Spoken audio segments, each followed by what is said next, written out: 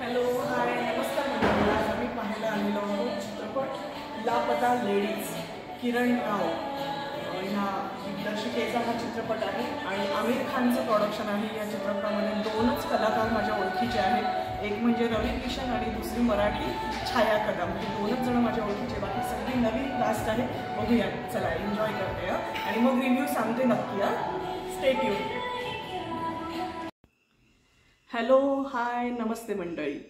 E Minal अद्वैतवा तनिक तुम्हारे सामने आवत है लापता लेडीज का रिव्यू लेकर. तनिक थिएटर से सीधा रिव्ह्यू लेकर. इथे माझं भोजपुरी किंवा बिहारी सगळे जे काही ॲक्सेंट असतात ते इथे संपले. आता मी येते माझ्या मूळ स्वभावावरती किंवा माझ्या शैलीवरती. तर कितीही आपण प्रयत्न केला की त्या शैलीमध्ये आपण बोलू शकू, पण नाही, ते एक दोन वाक्याच्या पलीकडे काही जात नाही आणि ते सुद्धा असे तोडके मोडकेच येतात. मी तुम्हाला जसं प्रॉमिस केलं होतं की मी लापता लेडीजचा रिव्ह्यू घेऊन येते आहे, त्याप्रमाणे महिला दिनाच्या दिवशी आम्ही हा लापता लेडीज हा चित्रपट पाहिला. महिला दिन म्हणजे वुमेन एम्पॉवरमेंट, आणि अशा वेळेला किरण राव ही दिग्दर्शिका आहे या चित्रपटाची. हिचा हा चित्रपट पाहिला आणि चित्रपट जो आहे तो बायकांच्या बद्दल असा भाष्य करणारा चित्रपट आहे.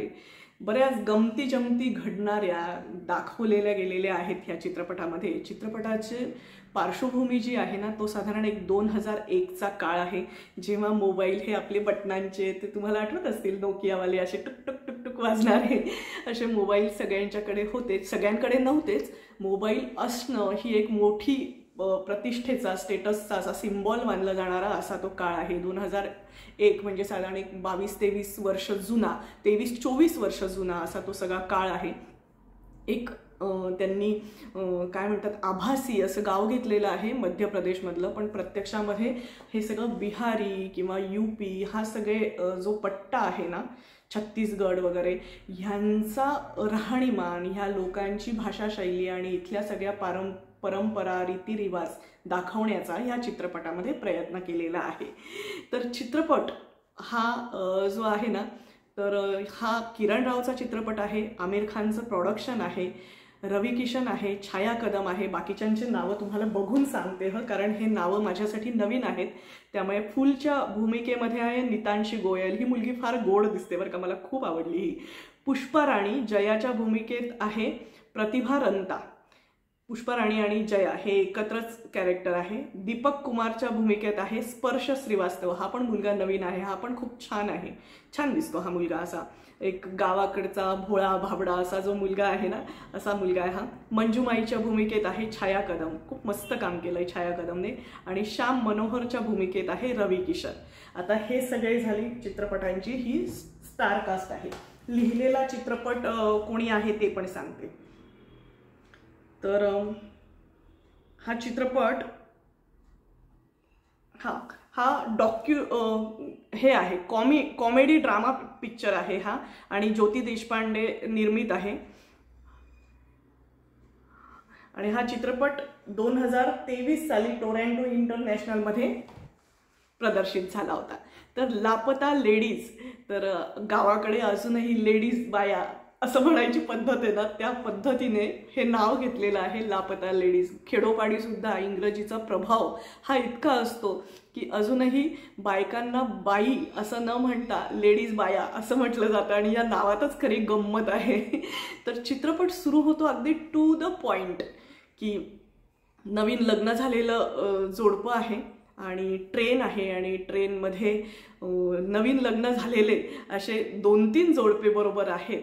आणि हा जो आहे, हा दीपक जो आहे स्पर्श श्रीवास्तव तो, आणि नितांशी गोयल अशी ही नवरा बायकोंची जोडी आहे.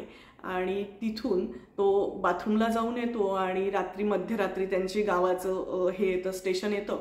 त्यामुळे तो एक तिथे सगळ्यांनीच डोक्यावरती ते घुंगट घेतलेले असतात, आणि मग अशा वेळेला तो बायकोचा हात धरून आणि येतो बाहेर. आणि मग गावी गेल्यावरती कळतं की जी त्याने घुंगट घेऊन आणि आणलेली बाई आहे, बायको आहे, तर ती त्याची बायको नाहीये, तर मग ती जी आलेली आहे त्याच्या घरी बदली झालेली जी बायको आहे तर ती खरी कोण आहे, तिचा हेतू काय आहे, तर ह्या भाष्याभोवती ह्या चित्रपटामध्ये भाष्य केलेलं आहे.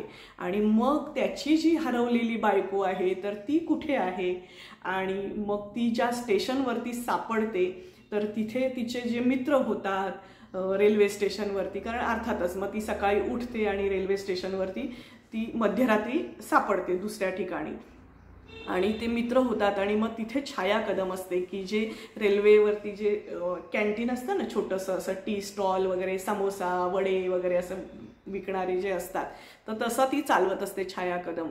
तर वुमेन एम्पॉवरमेंट जे असते ना ती ह्या शब्दाशब्दातनं दिसत असते. छाया कदम तिला आजी म्हणून काय काय सूचना करते आणि कशी तिला प्रोटेक्ट करते हे खरंच बघण्यासारखं आहे. तिने असा जो एक ठाशीव आणि असं जे एक असते ना घरातली एक आजी असते जी अतिशय अशी हुकमी असते, ठाशीव असते आणि तरीही ती मनाने मायाळू असते आणि शिस्तबद्ध अशी असते पण ती प्रेमळ असते. असं सगळं दुहेरी ह्याच्यामध्ये छाया कदमने काम केलेलं आहे.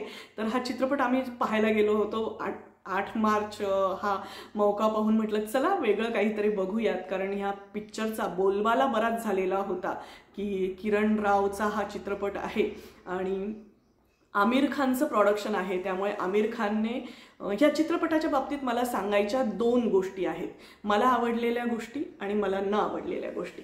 तर मला आवडलेल्या गोष्टी म्हणजे चित्रपट टू द पॉइंट असा सुरू होतो आणि टू द पॉइंट असा संपतो. म्हणजे मुलगी हरवली इथून सुरुवात होते आणि मुलगी सापडते इथपर्यंत तो चित्रपटाचा सगळा आलेख आहे. त्यामुळे चित्रपट मधोमध्ये कुठेही भरकटत नाही, विषयाला कुठलंही वेगळं वळण लागत नाही. ते तुम्हाला एक फोकस करायला मदत करतं की तुम्हाला सतत जाणवत राहतं की ही मुलगी हरवलेली आहे. आणि ह्याच्यामधलं जे अजून एक गोष्ट आहे ना की बारीक बारीक डिटेल्स आहेत, कारण आमिर खानचं प्रोडक्शन आहे म्हटल्यावरती त्यांनी त्याचं संगीत पण ते खूप काही लक्षात राहत नाही. शेवटचं जे गाणं आहे ते छान वाटलं मला, पण बाकी संगीतावरती गाण्यावरती ते जे लोकेशन आहे तर गावाकडचं लोकेशन वाटावं ह्याच्यावरती त्यांनी काम केलेलं आहे. कुठेही तुम्हाला असा तो जो काळ आहे ना तो काळ उभा करण्यामध्ये बऱ्यापैकी यश आलेलं आहे. कारण तो जो फोन आहे तो फोन सगळ्यांच्याकडे नसायचा, ट्रान्झिस्टर असायचे किंवा सायकलवरनं जाणं किंवा स्कूटरचं वगैरे असं हाव असणं, हा सगळा जो मानसिकता आहे शहरी आणि शहरापेक्षाही गावाकडची मानसिकता, तर ह्याच्यावरती भाष्य केलेलं आहे की हुंडा मागणं आणि हुंड्यामध्ये काय काय आलेलं आहे याचा एक हे करून सांगणं, बढाया मारणं याच्याबद्दलच्या, असं सगळं ते घेतलेलं आहे. तर एक साधी सरळ गावाकडची अशी बाळबोध वाटणारी अशी ही कथा आहे. त्यामुळे जर तुम्हाला असं सिंपल डोक्याला ताप नाही असं जर काही बघायचं असेल तर तुम्ही हा चित्रपट जर तुमच्या इथे अवेलेबल असेल तर नक्की बघू शकतात. मला न आवडणारी गोष्ट म्हणजे या चित्रपटाला ना असं एक काय म्हणता येईल, सुरुवातीचा जो हाफ आहे ना तो बऱ्यापैकी संथ आहे. म्हणजे बराच असं ते हळूहळू चाललेलं आहे. त्याच्यात डिटेलिंगचं हे खूप जास्त झाल्यामुळे तो असा वेग त्याचा मंदावलेला आहे. पण नंतरचा हाफ मात्र त्यांनी जास्त चांगला पकडलेला आहे, म्हणजे त्याला चांगला वेग पकडलेला आहे. आणि अजून न आवडलेली गोष्ट म्हणजे पिक्चर पाहिल्यावरती तुम्हाला असं खूप असं भरून पण येत नाही आणि खूप असं हे पण होत नाही. चित्रपट तुमच्या खूप काही लक्षात राहत नाही. हा चित्रपटाचा सगळ्यात मोठा ड्रॉबॅक आहे. तुम्ही बाहेर आल्यावरती, म्हणजे मी आता रिव्ह्यू करायचा म्हटला तर असे काही शॉर्ट्स तुम्हाला आठवायचे असतील तर ते खूप काही तुम्हाला आठवत नाहीत. हा एक महत्त्वाचा हे आहे, चित्रपटाचा इम्पॅक्ट होत नाही. हा या चित्रपटाचा सगळ्यात मोठा असा दोष आहे. हा एक एकदम सपक अळणी असा वाटणारा पिक्चर आहे. कोणाला अळणी वाटू शकतो, मी अळणी म्हटले असं समजू नका, कोणाला वाटू शकतो. कारण जर तुम्हाला मसालेदार किंवा असे ढिंचाक अशा टाईपचे चित्रपट पाहायची जर सवय असेल तर ह्याच्यामध्ये तसा काहीही वापर करण्यात आलेला नाही आहे. कुठेही थोडासा बटबटीतपणा येणार नाही याच्याकडे जास्त लक्ष दिलेलं आहे. त्यामुळे चित्रपटामध्ये एक असा एक सटल लुक आहे आणि तो सटल लुक हा सगळ्यांना आवडेलच असं नाही किंवा प्रत्येक शॉट तुमच्या लक्षात राहीलच असं नाही, तुमच्या एकंदरीत कथा लक्षात राहते. पण तुम्हाला असा शॉट सांगायचा म्हटला ना की एखादा हा शॉट माझ्या मनावरती ह्याने इम्पॅक्ट केला, तर असा शॉट नाही आहे. पण ह्यातले काही गोष्टी ज्या आहेत की छाया कदम तिला मदत करते आणि तिला शिकवते काही गोष्टी, तिला स्वतःच्या पायावरती उभं राहता येईल याच्यासाठी जो विश्वास हवा असतो, घुंगटमधनं बाहेर येऊन आणि आपण काहीतरी करू शकतो हा विश्वास हवा असतो, हा विश्वास तिला छाया कदम देते. हे बघण्यासारखं आहे. ती तिच्या टपरीवरती उगाचच हे करत नाही, तर तिला कामाला लावते आणि त्या कामातनं कसं असतं माहिती का, माणूस जास्त स्ट्रॉंग होतो. कुठलीही व्यक्ती जेव्हा काम करते त्यातनं ती स्ट्रॉंग होत जाते. तर हे एक अंडर करंट आहे त्याचा की मुलींना शिकवलं पाहिजे, मुलींना समाजाचं भान आलं पाहिजे आणि सगळ्यात महत्त्वाचं म्हणजे मुलींना स्वतःच्या पायावरती उभं केलं पाहिजे. हा त्याचा एक अंडर करंट आहे. आणि त्याच्याच ऑपोजिट असलेली दुसरी मुलगी की जी अतिशय करिअरिस्टिक आहे, जिला काहीतरी आशा आहे, अपेक्षा आहे, जिला अजिबातच घर संसार वगैरे ह्या सगळ्या फेऱ्यामध्ये अडकायचं नाही, तिला आयुष्यात काहीतरी करायचंय, अशा दोन वेगवेगळ्या व्यक्तिमत्वांची ओळख, एकाच काळामध्ये दोन वेगवेगळ्या प्रकारे जगणारे व्यक्तिमत्व याची ओळख आपल्याला ह्या चित्रपटामध्ये होते. तर हा चित्रपट मला आवडला. याच्यामधलं छाया कदम आणि रवी किशनचं काम अतिशय छान आहे. बाकीच्या सगळ्यांनी खूप छान कामं केलेली आहेत, पण हे दोघं जण हे कसलेले अभिनेते असल्यामुळे तुमच्या चांगले लक्षात राहतात. रवी किशनचं मी जेव्हा सांगितलं की मला लक्षात राहिलेला इम्पॅक्टफुल एक शॉट आहे, जो क्लायमॅक्सकडे जाणारा शॉट आहे, त्याच्यामध्ये एक लालची पोलीस ऑफिसर ते एक समजूतदार पोलीस ऑफिसर ज्याला समाजाचं भान आहे इथपर्यंत त्याचा झालेला प्रवास, जो काय म्हणतात सेन्सिटिव्ह आहे, संवेदनशील आहे आणि जो अवेअर आहे मुलीबाळींच्या बाबतीत, इथपर्यंत त्याचा झालेला प्रवास हा खरंच बघण्यासारखा आहे बरं का. तर लापता लेडीजमध्ये किरण रावने चांगलं काम केलेलं आहे. चित्रपट सटल आहे, पण तो थोडासा काही जणांना बोरिंग वाटू शकतो, त्यामुळे चित्रपट खूप काही जास्त चाललेला नाही. आम्ही जेव्हा काल पिक्चर पाहायला गेलो, काल म्हणजे आज जेव्हा पिक्चर पाहायला गेलो, तर तेव्हा थिएटर हे मोकळं होतं बऱ्यापैकी, म्हणजे एक 20-25 जणांचा क्राऊड होता. तसाही तो संध्याकाळचाच हे असल्यामुळे ते पण एक कारण असू शकतं, पण तरीही एक 20-25 जणांचा क्राऊड होता.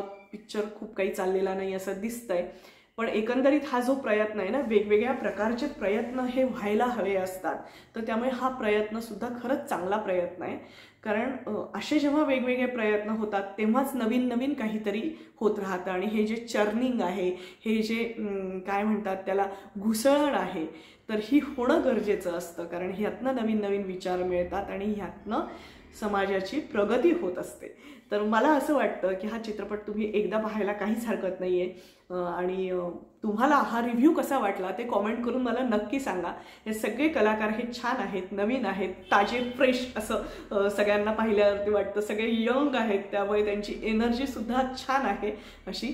तर चित्रपट हा चांगला आहे. तुम्हाला चित्रपट कसा वाटला ते पण मला कॉमेंट करून पाहिला असेल तर नक्की सांगा. माझा हा रिव्ह्यू कसा वाटला ते कॉमेंट करून सांगा.